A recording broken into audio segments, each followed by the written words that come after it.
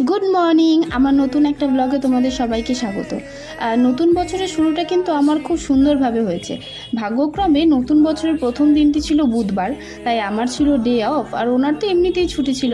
বহুদিন পর আবার একসাথে ছুটি পাওয়াতে দিনটা আর কোনোভাবেই নষ্ট করতে চাইনি। ভাবলাম সুযোগ যখন হয়েইছে সেটা হাতছাড়া না করে একটু ঘুরেই আসা যাক। আসলে কাজের ব্যস্ততার মাঝে সেভাবে দুজনেরই দুজনকে সময় দিয়ে হয়ে ওঠে না।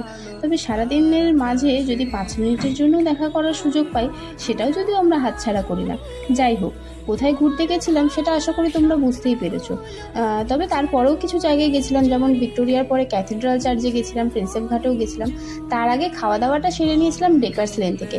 আর যে খাওয়া দাওয়াটা খেয়েছি সেটা ভিডিও দেখে তোমরা আশা করি বুঝতে পেরেছো কোথা থেকে খেয়েছি, তো কমেন্টে জানিও। তারপর প্রিন্সেপ ঘাটের পরন্ত বিকালের সৌন্দর্য উপভোগ করে বাড়ির পথে রওনা দিলাম। আর সবাইকে বলি হ্যাপি নিউ ইয়ার, নতুন বছর খুব ভালো কাটাও।